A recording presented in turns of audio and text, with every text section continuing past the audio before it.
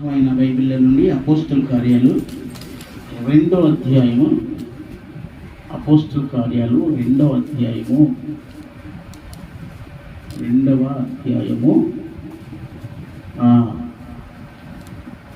40వ వచనం నుండి 44 వరకు దేవుని యొక్క వాక్యం చదువుదాం.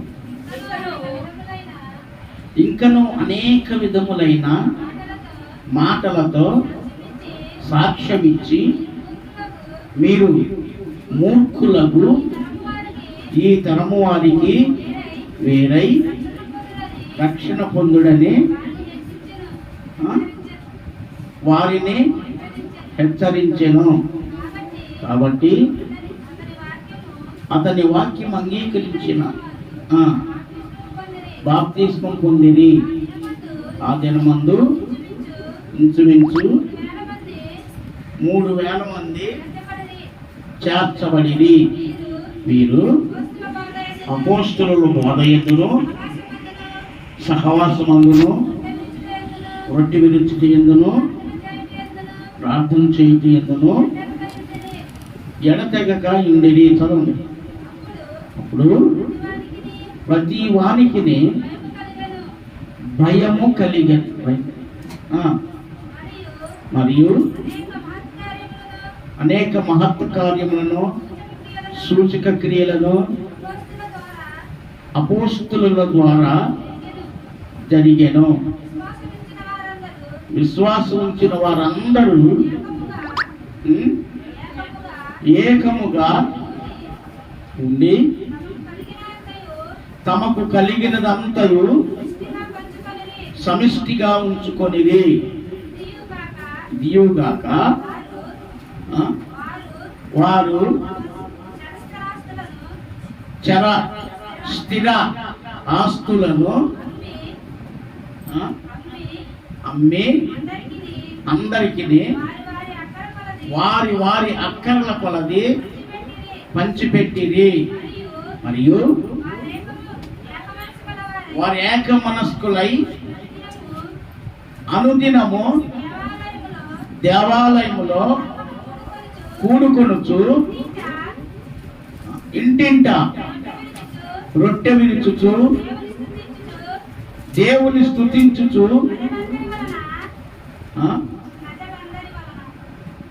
ప్రజలందరి వలన దయ పొందిన వారై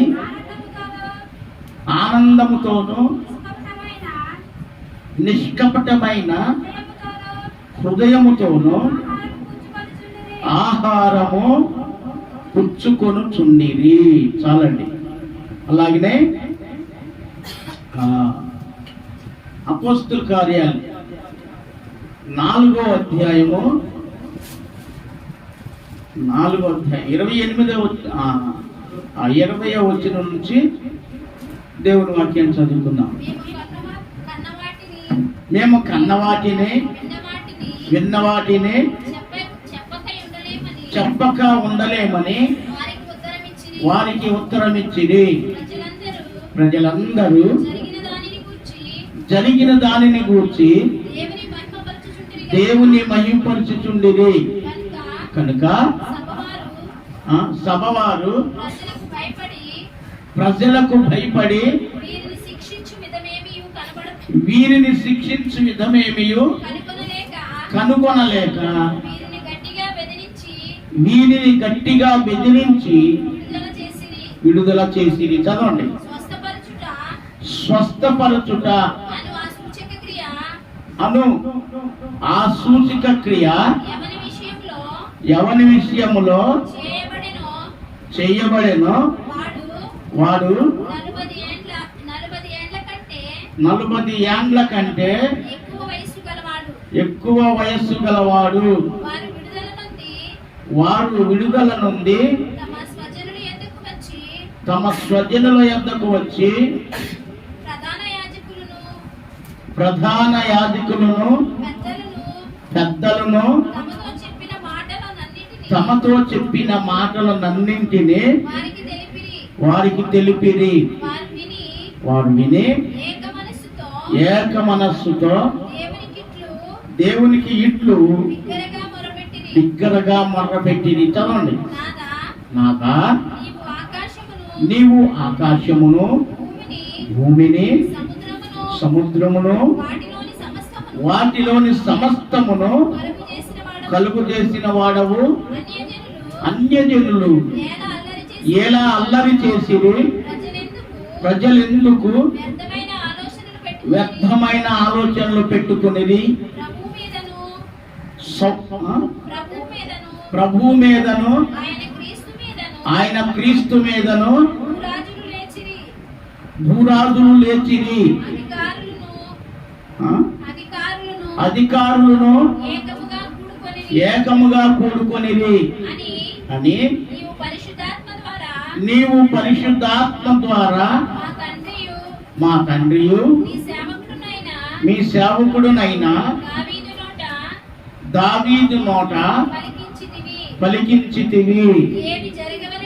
ఏమి జరగవలెనని నీ హస్తమును, నీ సంకల్పమును ముందు నిర్ణయించెను.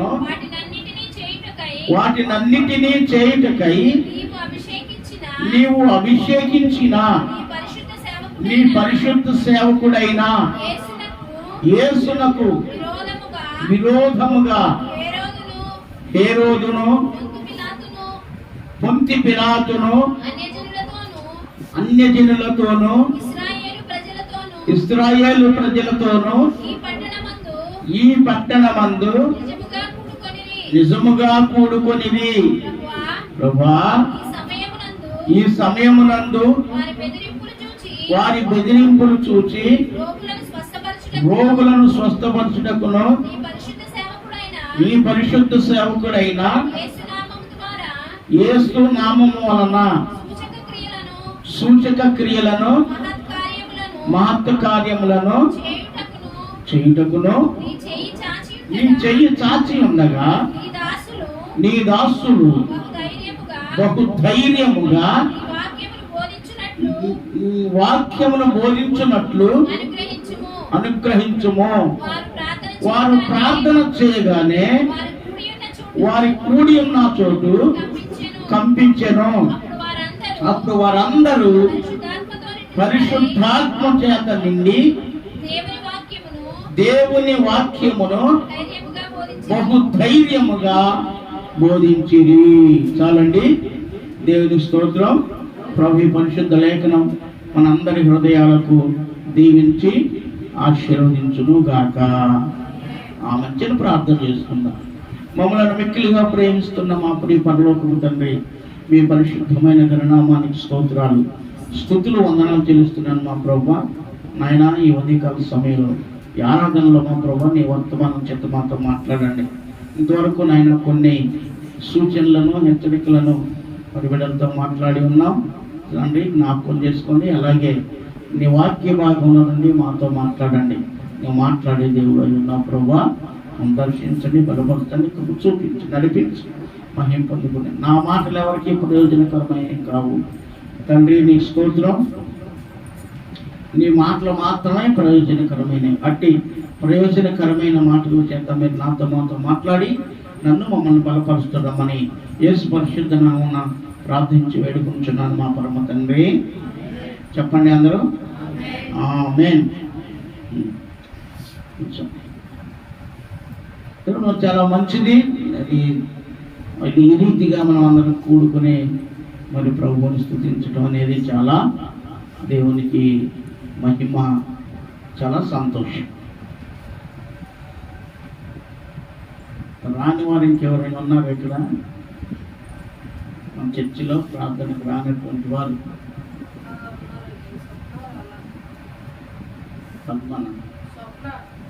స్వప్న,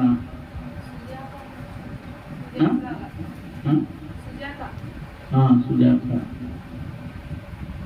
వాళ్ళిద్దరేనా?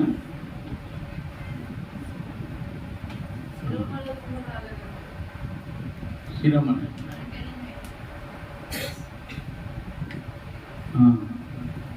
శిరమణ ఇంకా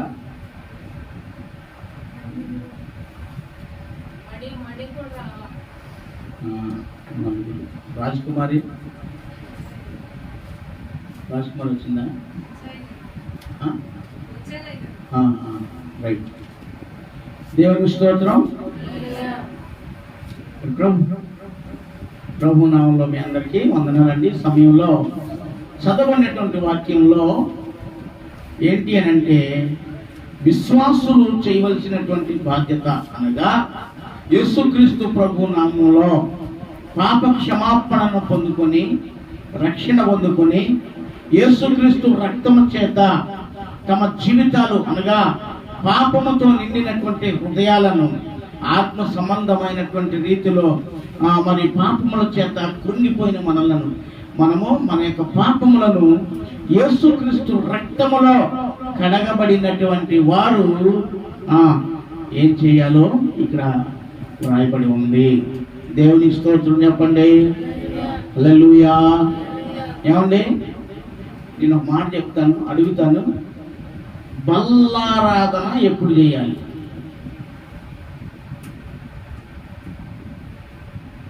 చెప్పండి. బల్లారాధన అనేది ఎప్పుడు చేయాలి చెప్పండి. మీరు ఎప్పుడు తీసుకుంటున్నారు బల్లా?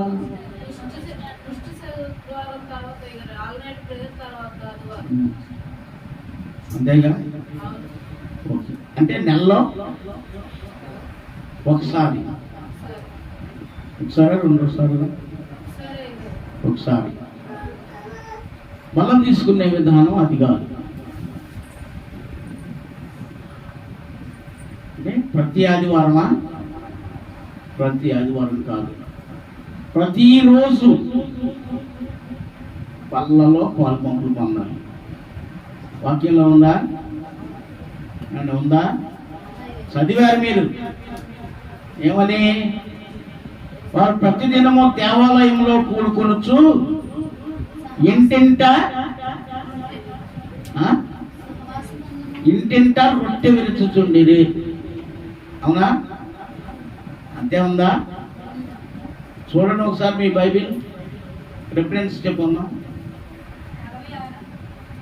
46వ వచనం, 2వ అధ్యాయం 46. అపోస్తుల కార్యాలు అందరు తీయండి. అపోస్తుల కార్యాలు 2వ అధ్యాయం 46వ వచనంలో ఈ మాట ఉంది. చూడమండి ఒకసారి. మరియు వారు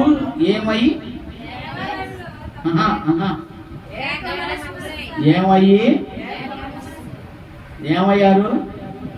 చెప్పండి. ఏమయ్యారు? ఏకమయ్యారు. ఏమయ్యారు? ఏమన్నా చెప్పాలి మీరు, పురుషులు మాట్లాడాలి. ఏమయ్యారు వీళ్ళు? ఏక మనస్కులై. నోరు తిరగకపోతే వారు ఏమయ్యారంటే ఒకటై. నాలుగు తిరగకపోతే ఒకళ్ళు, నోరు తిరగకపోతే ఏంటల్లు? ఒకటై. ఈ ఒకటై ఉండటంలో ఒకళ్ళ ముందు ఒకళ్ళ వెనక లాగల,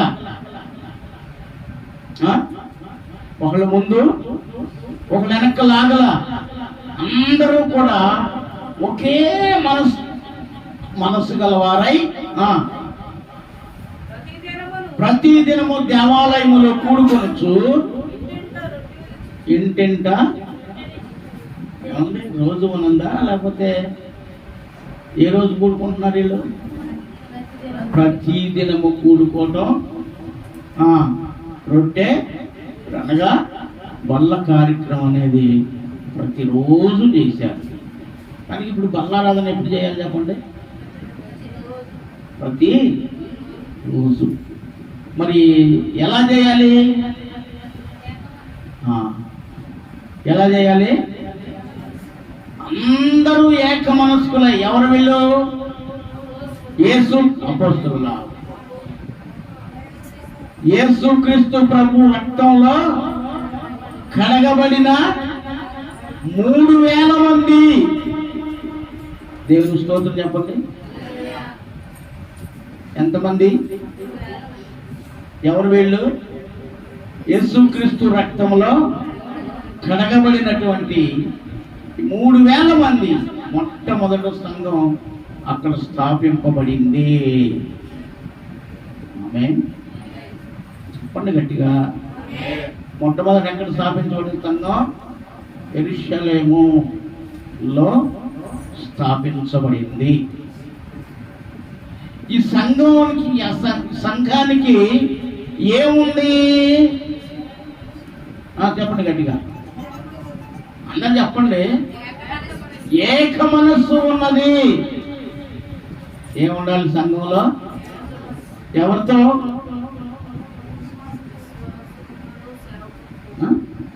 చెప్పండి, ఎవరితో? విశ్వాసులతోనూ అపోస్తలులతోనూ ఏం కలిగి? ఏకత్వాన్ని కలిగి ప్రతి దినము కూడుకుని ఏం చేయాలి? బల్ల కార్యక్రమాన్ని చేయాలి. ఇది వాక్య పద్ధతి. కానీ మరి ప్రతిదినం ఎందుకు చేయట్లా? ఈ దినాల్లో ప్రతిదినం ఎందుకు చేయట్లేదు? ఎందుకు చేయట్లేదు తెలుసా? ఎందుకు చేయట్లేదు తెలుసా? చెప్పండి, ఎందుకు చేయట్లేదు తెలుసా? ఏక మనస్సు లేకపోవటం ద్వారా. అంతేనా? ఒకసారి మళ్ళీ మాట్లాడాలి. వారు ఏక మనస్కులై ప్రతిదినము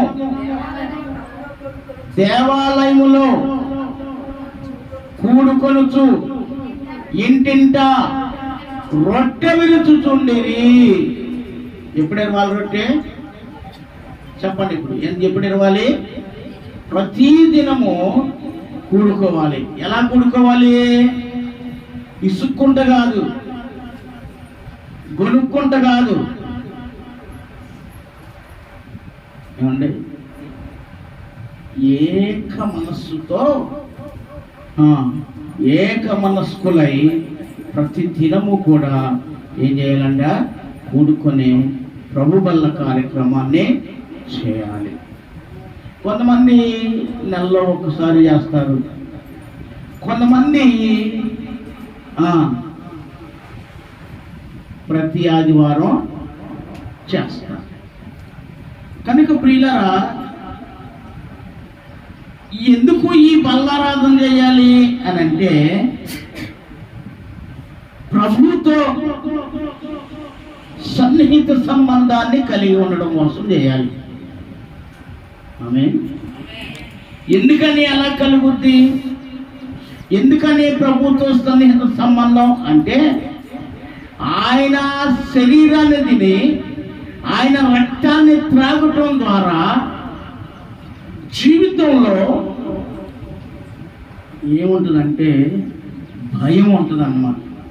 ఏముంటుంది? చెప్పండి, ఏముంటుంది? భయం ఉంటుంది.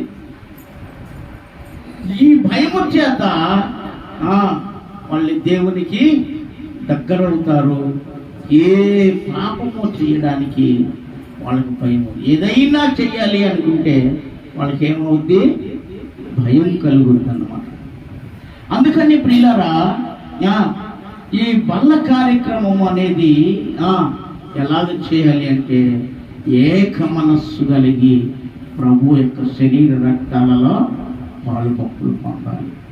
తర్వాత ఈ రక్షించబడినటువంటి వారు, ప్రభు రక్తంలో కడగబడిన వారు మరి బలలో పాలు పంపులు పొందాలి అంటే 5 విషయాలు చేయాలి. ఎన్ని విషయాలు చేయాలి? చెప్పాలి. ఎన్ని విషయాలు చేయాలి? మీరు మాట్లాడరా? ఎన్ని విషయాలు చేయాలి? 5 విషయాలు చేయాలి. 1, అపోస్తలుల బోధ అంటే ఎక్కువగా వాక్యం వినటం కోసం ఆశపడాలి.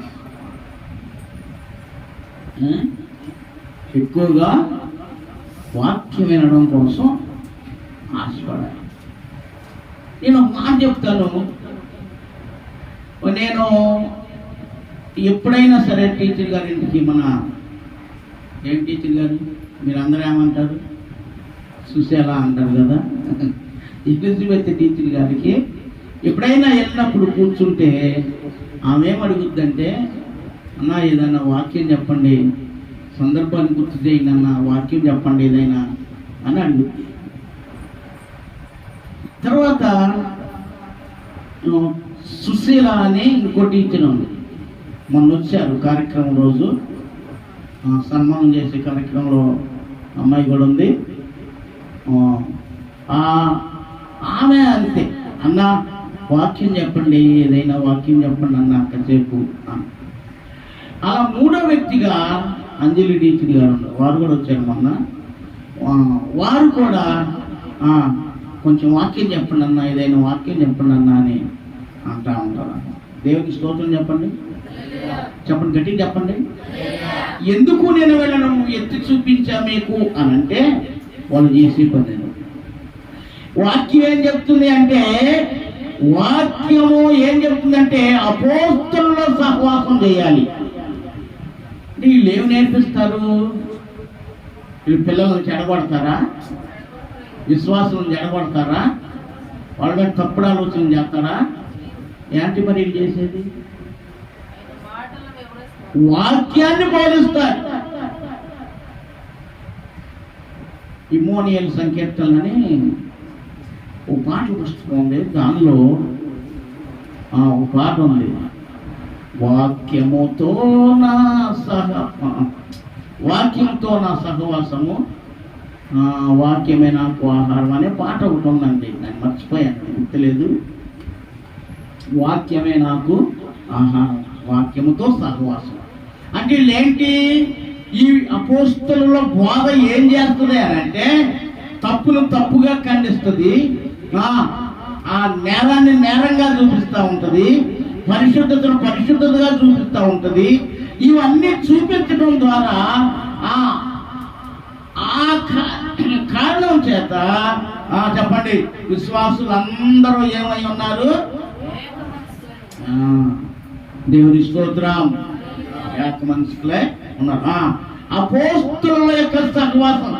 సేవకుడు దగ్గరికి వెళ్తే ఏదన్నా పని చెప్తాడేమో, ఆయన దగ్గర పోవటం ఎందుకు, పని చేయటం ఎందుకు, పిల్లల్ని అసలే రాని కదా.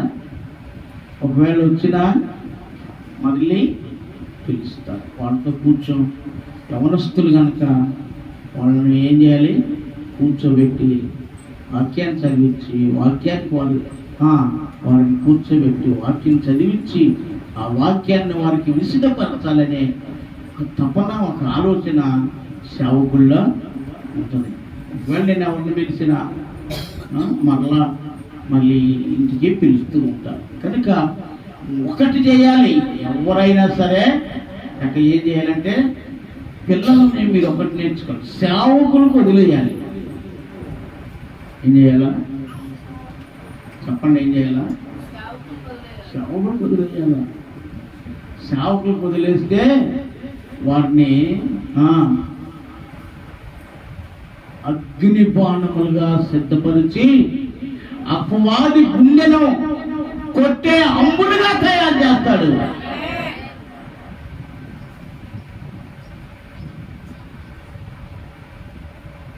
ఏం చేయాలి మనం? చెప్పండి, ఏం చేయాలా? మన పిల్లల్నే ఎవరికి వదిలేయాలా? సేవకులు. ఇప్పుడు సేవకులు నువ్వు రక్షణ పొందటానికి కారణం అయ్యాడా? మరి మీ పిల్లలకి ఎందుకు వద్దు? స్వార్థం కదా అండి, స్వార్థం కదా. ఏక మనసు వస్తుందా మరి? అందుకే ప్రతిదినం కూడుకోవట్లేదు, అందుకే ప్రతిదినం బల కార్యక్రమం చేయట్లేదు. దేవునికి స్తోత్రం చెప్పండి. హల్లెలూయా. వీరు ఎక్కడ ఉండాలంటే మొట్టమొదటిగా వాక్యానికి అలవాటు పడాలి. వాక్యం చదవటం, చదివింది అర్థం కాకపోతే సేవకుడి దగ్గర కూర్చొని అడగటం, లేదంటే మీకు తెలుసుంటే మీరు చెప్పటం. ఏదేం చేయాలా? వాక్యంతో వెళ్తారండి. దేవుని స్తోత్రం చెప్పండి గట్టిగా. ఒక సేవకుడు మంచి దైవజనుడు ఒక మాట చెప్పాడు, వాక్యం చదువుతా ఉంటేనట హృదయం శుద్ధ అయిపోతాడు. ఎందుకని అవుద్ది? ఎందుకంటే శుద్ధ అవుద్ది అంటే నీ హృదయంలో ఏముందో చూపిస్తాను.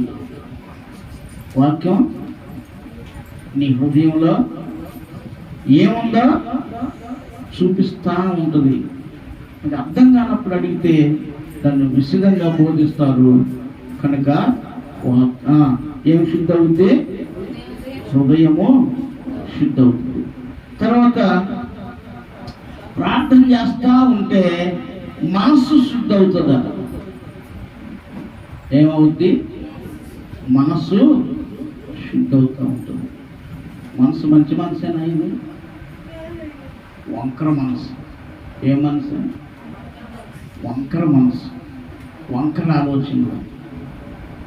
ఈ మనసులో నుంచే ఆలోచనలు, పగ, ఈర్ష్య, ద్వేషం, అసూయ అనేవి పుట్టుకొస్తాయి.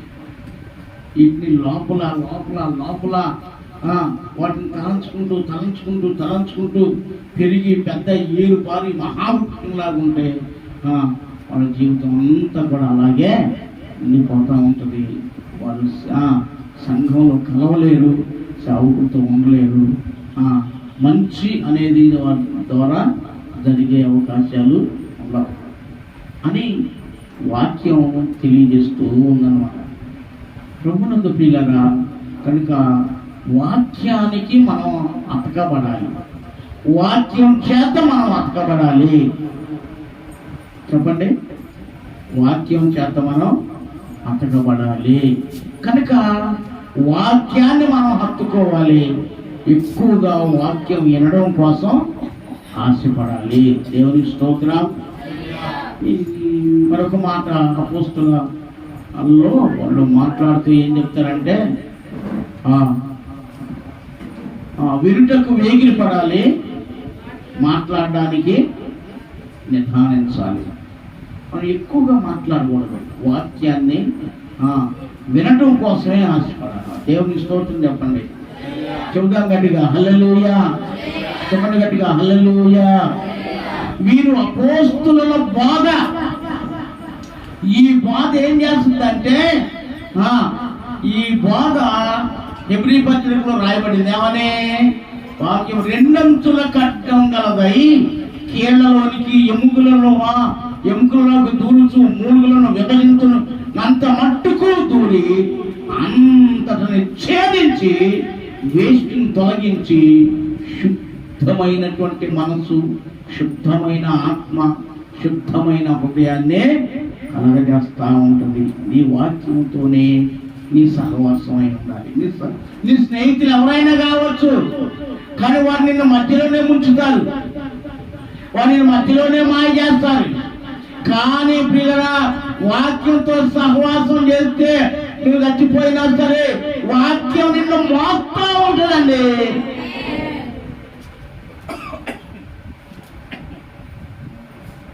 అందుకనే యేసుక్రీస్తు ప్రభువారు యెషయా గ్రంథంలో ఆయన అంటాడు, ముదిమి వచ్చు వరకు నిన్ను చంకబెట్టుకుని వాడను నేనే. ఎవరు చెప్పు? ఎవరో నిన్ను ఎత్తుకునేది? ఏమంటే మీ పిల్లల్ని అంతే 8 సంవత్సరాల వయసు వరకు ఎత్తుకోగలరు అమ్మా? 5 సంవత్సరాల వరకు ఎత్తుకోగలరు. ఆ తర్వాత వాళ్ళు మానవం చేస్తారు ఎత్తుకోమని. ఎత్తుకొని ఎక్కువసేపు ఉంటారా? ఒకవేళ ఎక్కువ ఎత్తుకున్నా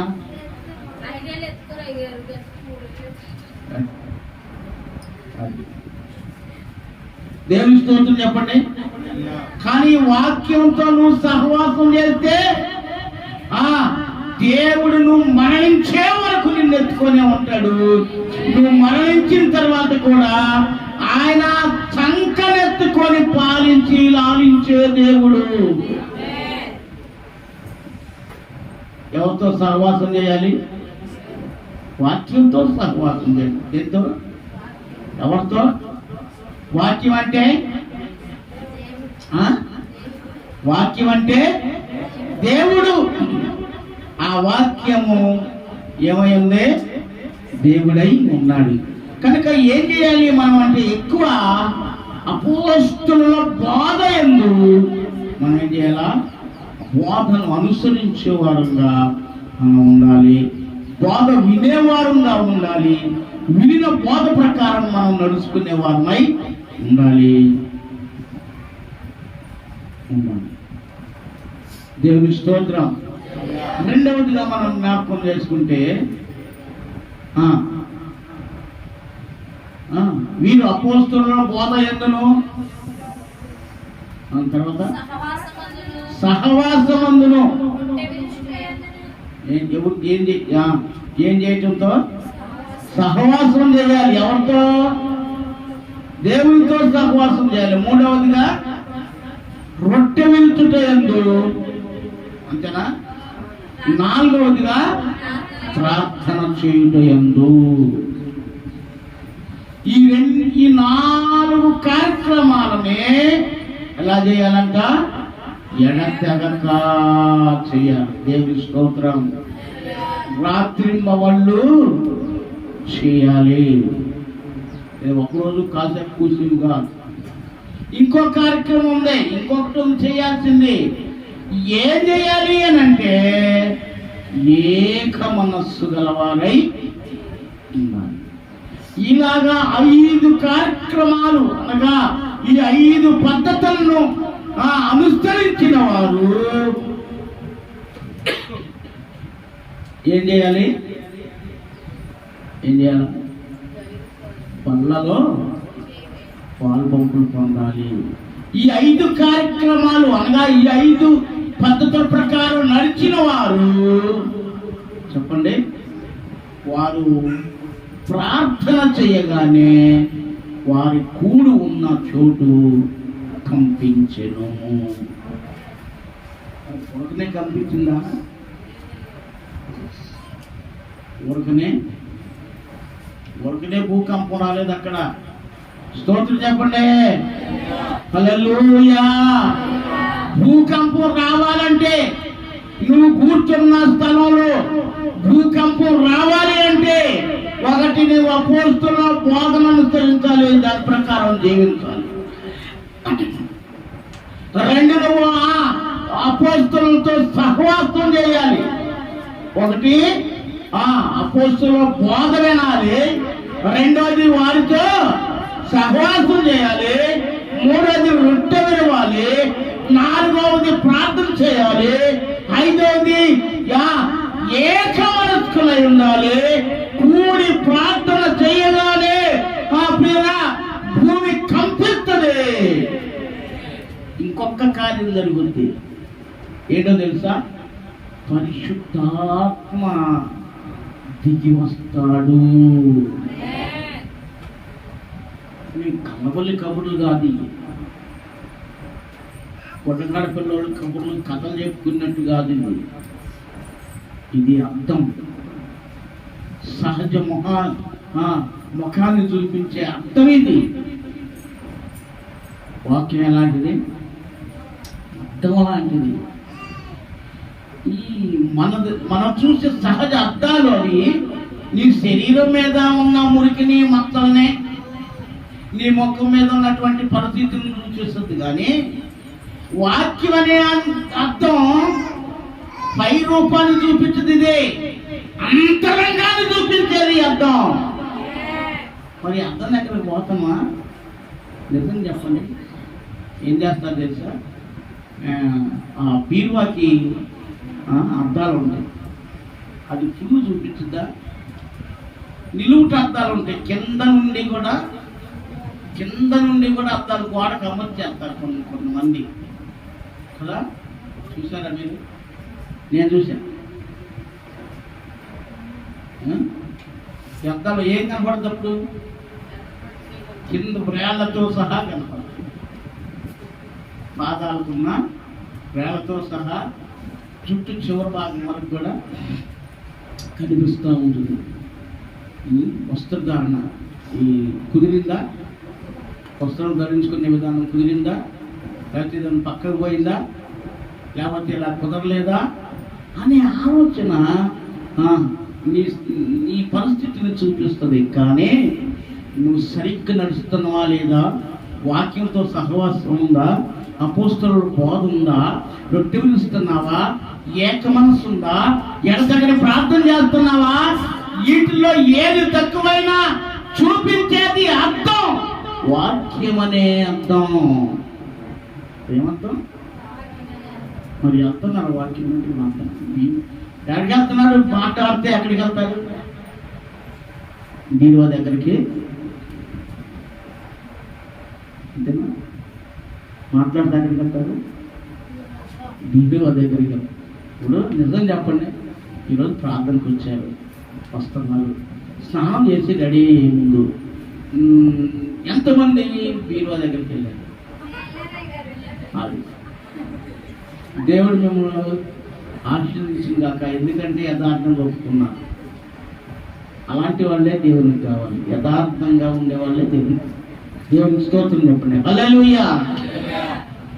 ఈ అర్థం నీకేం చూపిస్తుంది? నిన్ను చూపిస్తుంది, నీ రూపాన్ని చూపిస్తుంది. కానీ వాక్యం ఏం చూపిస్తుందంటే నీ అంతరంగాన్ని, నీ హృదయాన్ని, నీ జీవితాన్ని, నీ నడవడిక, నీ పోకడ అంతటిని కూడా చూపించేది వాక్యమనే క్రమము.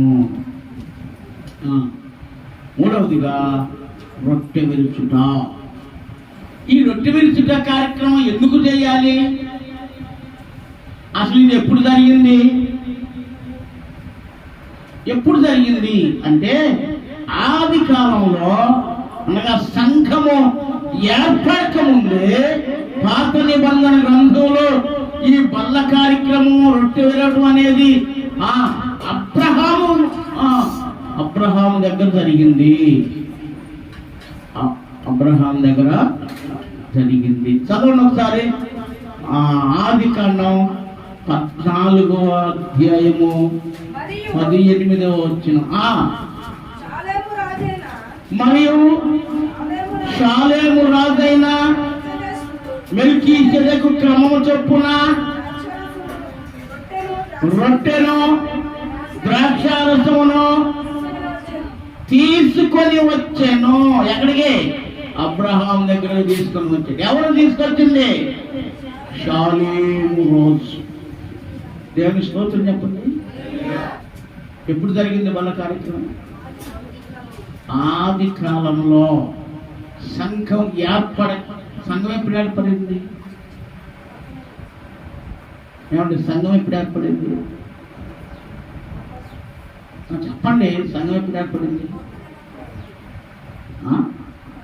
క్రొత్త నిబంధన ఎప్పుడు ఏర్పడింది? క్రొత్త నిబంధనే ఎప్పుడు ఏర్పడింది? యేసు ప్రభువు నందు సంఘం ఉందా? ఎప్పుడు ఏర్పడింది?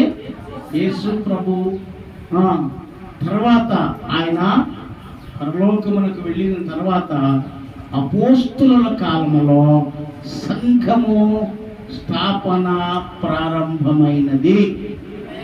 దేవుని స్తోత్రం చెప్పు. హల్లెలూయా.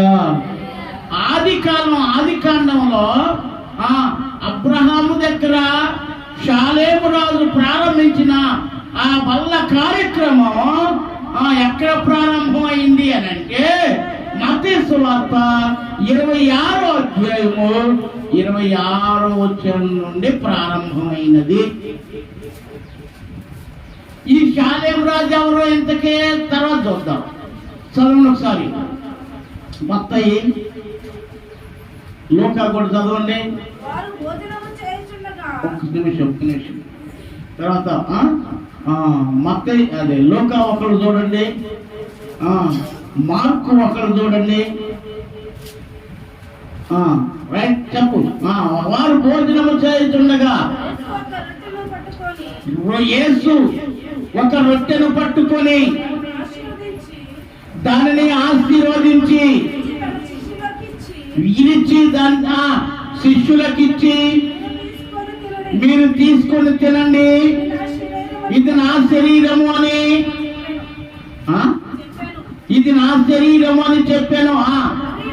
మరియు ఆయన గిన్నె పట్టుకొని కృతజ్ఞతాస్తుతులు చెల్లించి వారికి ఇచ్చి ఇందులోనిది మీరందరూ త్రాగండి, ఇది నా రక్తము అనగా పాప క్షమాపణ నిమిత్తము అనేకుల కొరకు చిందించబడిన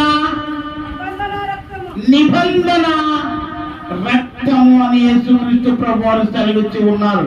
ఆయన చివర రాత్రి అనగా ఈ పాపిష్టులైన మనుషులకు అప్పగించబడే రాత్రి ముందు,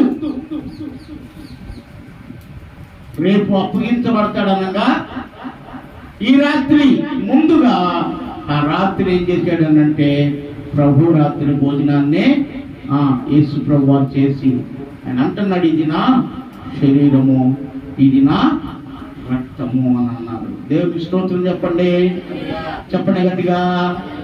ఎంతమందితో జరిగింది బల్ల కార్యక్రమం అనేది అంటే 12 మందికి యేసుక్రీస్తు ప్రభు వారు బల్ల ఇచ్చారు. స్తోత్రం చెప్పండి. చదవండి. లూకా చదువుతారా, మార్కు చదువుతారా? అపోస్తలుక మొట్టమొదటిది ఎక్కడ ప్రారంభించబడింది అంటే ఆది ఖండంలో ప్రారంభించబడింది. ఎవరు ఈ కార్యక్రమాన్ని చేశారు అని అంటే షాలేము రాజు చేశాడు. ఈ షాలేము రాజు మత్తయి సువార్త 26వ అధ్యాయంలో యేసుక్రీస్తుగా ఈ కార్యక్రమాన్ని చేశారు.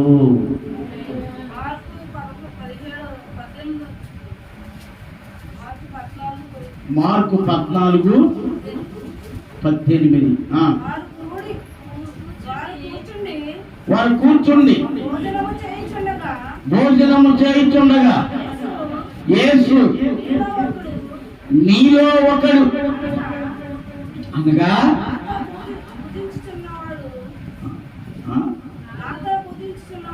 నాతో కూడా భోజనము చేయువాడు.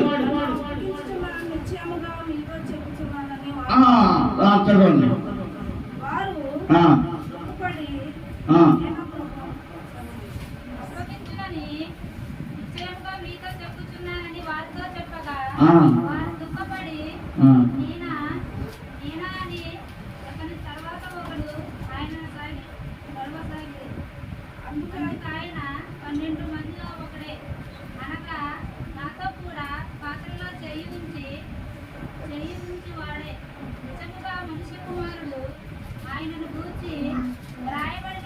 ప్రభునందు ప్రియులారా, యేసుక్రీస్తు ప్రభు వారు ఈ బల్ల కార్యక్రమాన్ని 12 మందికి చేశారు. తర్వాత ఆది కాండంలో మొదటి కాలంలో ఆది కాండంలో ఈ బల్ల కార్యక్రమం ఎంతమందికి చేశారు అంటే అబ్రహాము అక్కడికే చేశాడు.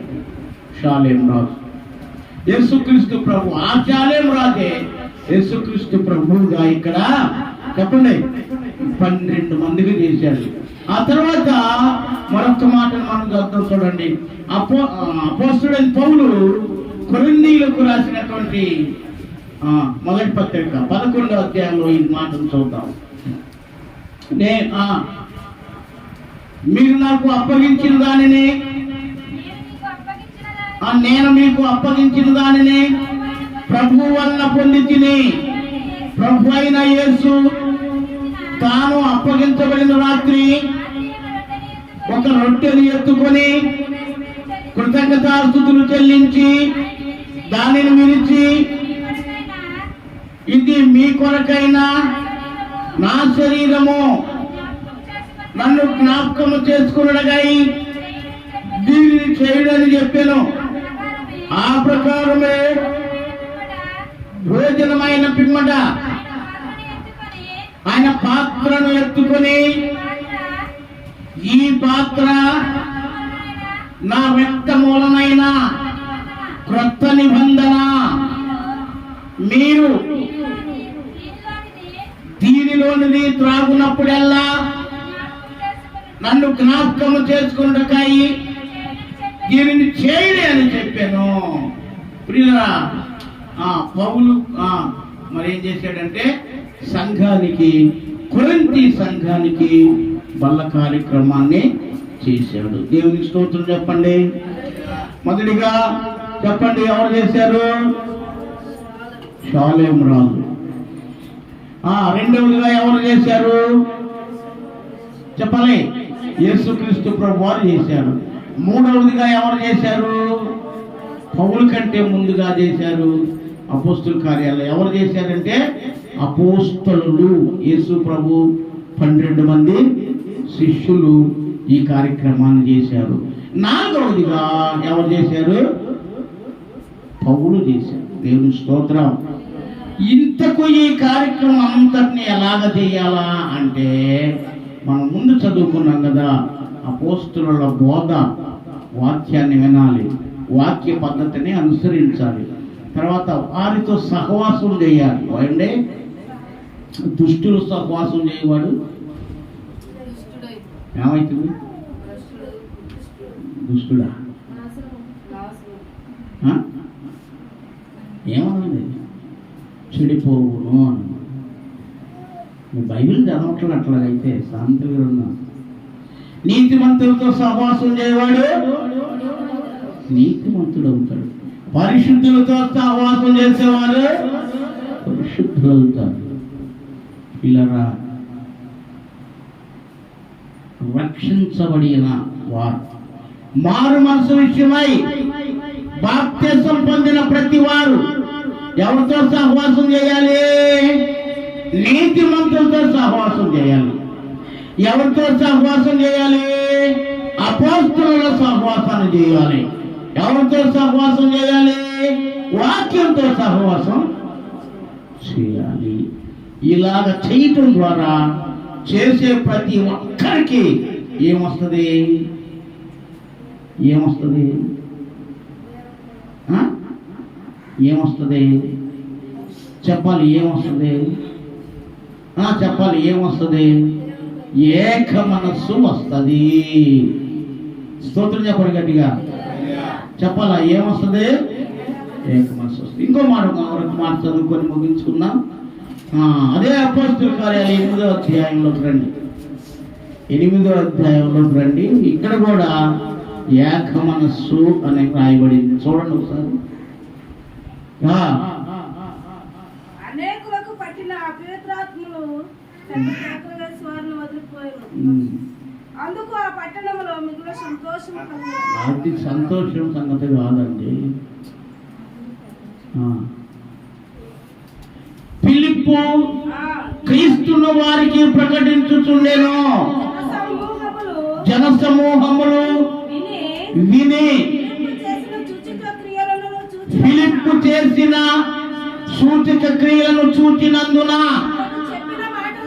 అతడు చెప్పిన మాటల యందు ఏక మనస్సుతో లక్ష్యముంచారు. ఏ మనసు ఇది? అక్కడే మనస్సు. ఎక్కడ? అపోస్తలుల కార్యాలు 2వ అధ్యాయంలో ఏ మనసు? ఏక మనసు. అపోస్తలుల కార్యాలు 8వ అధ్యాయంలో ఏక మనసు. వారు ఏక మనసుతో లక్ష్యం ఉంచగా దేని మీద?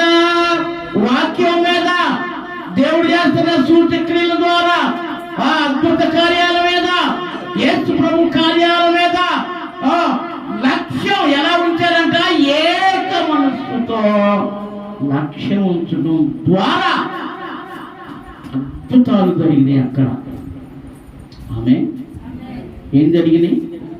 చెప్పండి. ఏం జరిగినాయి? గట్టి చెప్పండి.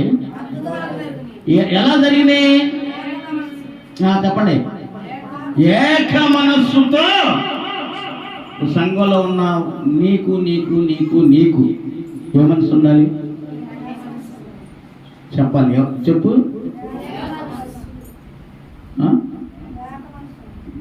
మనం ఏక మనసుతో ఉండాలి. నీ పక్కన ఉన్నట్టు చెప్పు. చూడండి, నీ పక్కన ఉన్నట్టు. నీకు నాకు ఏక మనసు ఉండాలి. మన అందరికీ ఏక మనసు. చెప్పండి. స్తోత్రం. స్తోత్రం. ఆ రీతిగానే దేవుడు మీకు కలగజేయును గాక. దేవుని స్తోత్రం. ప్రభు పరిశుద్ధ లేఖన భాగం మనందరి హృదయాలలో ఆశీర్వదించును గాక. ఆమేన్.